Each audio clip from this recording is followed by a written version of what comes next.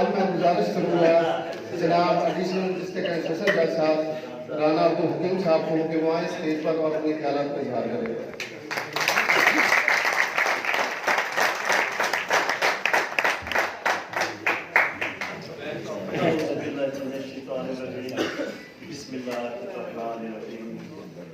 जनाब सदर general secretary आसिफुल bar association, my brother Mohammad Radeem Sukhera साहब और मेरे छोटे भाई सिफतुल्ला साहब, सलाउद्दीन यासर साहब, जाम फैज साहब और काबिल एहतराम अरकान बार आसिफुल बार एसोसिएशन, अस्सलाम वालेकुम। सबसे पहले क्योंकि ये महफिलें होती हैं इंट्रोडक्शन के लिए, तो इंट्रोडक्शन में आपको करा देता हूँ। Formal Rana Abdul Hakim son of Rana Mangat Ali मेरा नाम है। डिस्ट्रिक्ट लोधरा से ताल्लुक़ है।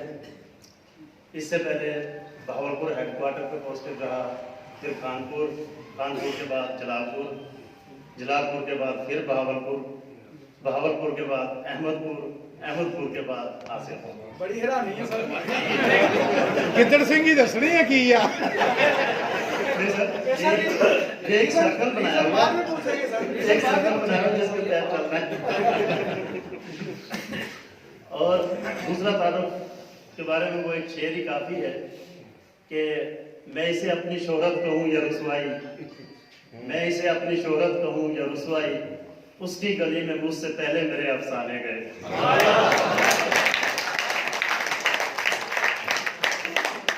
तो अरकान बार पहले से ही मुझसे वाकिफ है, मोस्टली लोग जानते हैं मुझे काम में, क्योंकि 3 साल हेडक्वार्टर पे रहा हूँ बहावलपुर, तो इसलिए मोस्टली दोस्तों को पता है।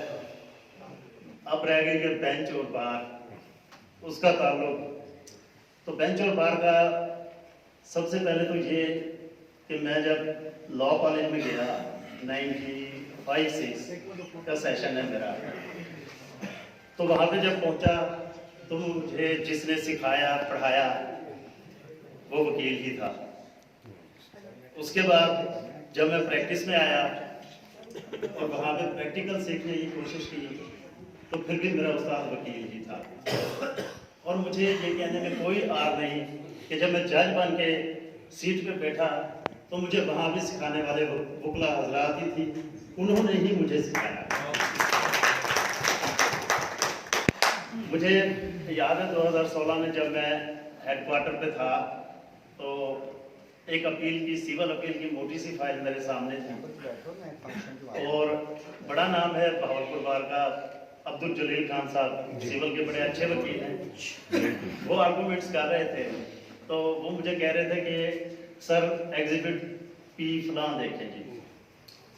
तो मैं अपील की फाइल मोटी थी, मैं अपील की फाइल को इधर उधर कर रहा था, तो मुझे एग्जिबिट नहीं मिल रहा था। तो उन्होंने कहा सर मैं आपको सिखा नहीं रहा, लेकिन जो एग्जिबिट है वो आपको ट्रायल कोर्ट की फाइल में मिलेगा, अपील की फाइल में नहीं मिलेगा। तो उन्होंने बताया, मैंने खैर एग्जिबिट ढूंढ लिया। मकसद ये कहने का कि वकील ने ही मुझे सिखाया कि एग्जिबिट कहाँ से मिलना है, ट्रायल कोर्ट की फाइल में होगा या अपील की फाइल में होगा। मुझे तो ये तक नहीं पता था कि अपील की फाइल क्या होती है और ट्रायल की फाइल क्या होती है। मैं जब 16 में भर्ती हुआ तो क्रिमिनल ट्रायल के हवाले से ये है कि मुझे तो ये नहीं पता था कि मैजिस्ट्रेरियल ट्रायल क्या होता है, एक दफ़ा भी नहीं किया था। और फिर वकला साहिबान की मेहरबानी से इस वक्त तक 250 प्लस मर्डर ट्रायल कर चुका हूँ मैं, 500 प्लस नार्कोटिक्स कर चुका हूँ और 500 प्लस ये अदर सेशन कर चुका हूँ। लेकिन तमाम वकला के ताउन से, उनकी गाइडलाइन से, उनसे सीखा, मेहनत की, तो मुझे पता चला कि किस तरह ट्रायल होता है, वरना मुझे कोई नहीं पता था। ये कहने की बातें हैं, अच्छा वकील होना और चीज़ है और डाइस के उस तरफ बैठना, वहाँ पे काम करना एक और चीज़ है। रही बात ये कि मशहूर हो जाता है कि जी relief giving, conviction mind, acquittal mind, ऐसी कोई चीज़ नहीं होती। एक्विटल माइंड कोई चीज़ नहीं है, कन्विक्शन माइंड कोई चीज़ नहीं है। जज की फोर मोस्ट ड्यूटी है कि उसने अपनी फाइल से इंसाफ करना है, उसकी फाइल में जो एविडेंस है उसके मुताबिक फैसला करना है। हम हलफ इस चीज़ का देते हैं कि हम कानून के मुताबिक अपनी फाइल के मुताबिक फैसला करेंगे। इस चीज़ का हलफ हम कभी नहीं देते कि हम इस फाइल से आउट होके भी वो मंशियात की स्मगलिंग रोकने की कोशिश करेंगे। नहीं, हमारा हलफ ये है कि हमने अपनी फाइल के मुताबिक इंसाफ करना है। मैं कोशिश करता हूँ कि अपनी फाइल के मुताबिक इंसाफ करूँ। रिलीफ की जो बात की जाती है, रिलीफ हमारा जो फैसला होता है वो हमेशा एक पार्टी के लिए रिलीफ होता है और दूसरे के लिए नुकसान होता है। रिलीफ को कभी भी जज ने घर तो नहीं लेके जाना।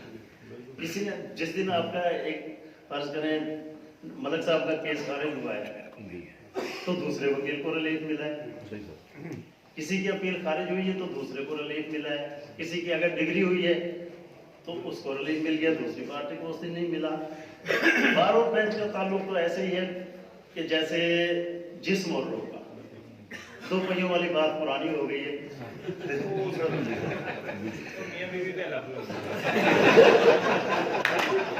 और अब लेकिन हमें जो सोचने की जरूरत है वो ये है, बार को भी बेंच को कि दो पहिए हैं, रूह जिस्म है, जो कुछ भी है, लेकिन हम सब जहाँ पे आते हैं, अदालतों में आते हैं, जज अपनी ड्यूटी देता है, वकील अपनी ड्यूटी देता है। उसका मकसद सिर्फ ये होता है कि ये जो आवाम है, जो मेन पार्टिसिपेंट है, लिटिगेंट्स, जिनके लिए हम आते हैं, उनको इंसाफ दिलाने के लिए आप लोग आते हैं और हम देने के लिए आते हैं, उनके फैसले हो। इंसाफ के वर्ड खैर मैं इसको मानता नहीं हूँ क्योंकि we are courts of law, not court of justice. हम लॉ पे अमल करते हैं, जस्टिस पे नहीं। तो उनके फैसले होने चाहिए। हमने उनका जो है ख्याल रखना है कि वो लोग इस सिस्टम में एतमाद करें। इस वक्त जो हमारा सिस्टम है, अदलिया के सिस्टम को आप ये समझें कि ये सिस्टम आप और हम हैं सिस्टम, और कोई चीज सिस्टम नहीं है। System is just you and we. हम लोग सिस्टम बनाते हैं। इस सिस्टम पे हमने अवाम का एतमाद बहाल करना है।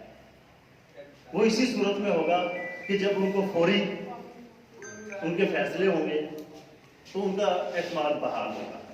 अगर हम ये करेंगे कि फैसले 5 साल बाद होने हैं तो फिर उन्होंने कहा इसको बेहतर है कि पंचायत से जिम्मेदार को करा लीजिए, वहां पे जल्दी हो जाएगा। इसलिए हमने उनके बारे में सोचना है कि वो लोग एतमाद करेंगे तो ये निज़ाम चल सकेगा। और हम लोग सारे ही कहते हैं कि निज़ाम में खामी है जी, ये है, इस तरह के प्रॉब्लम्स हैं, वो प्रॉब्लम्स हैं। उनके बारे में यही कहूँगा कि शिकवा जुल्मत शब से तो कहीं बेहतर था, शिकवा जुल्मत शब से तो कहीं बेहतर था, अपने हिस्से की कोई शम्मा जलाते जाते। मेरी कोशिश होती है सिस्टम जैसे भी चल रहा है, मुझसे जो हो सकता है इस सिस्टम की बेहतरी के लिए मैं अपना किरदार अदा करता हूँ। बाकी आप लोगों का बहुत बहुत शुक्रिया कि आप लोगों ने जिस तरह का ये फंक्शन अरेंज किया, उसके लिए मैं इंतहाई मशकूर हूँ आप लोगों का। और बार 8 दिन से मैं बार के साथ काम कर रहा हूँ, इंतहाई लॉ नोइंग कोऑपरेटिव बार है। इंशाल्लाह मज़ीद आगे काम करेंगे। Thank you so much.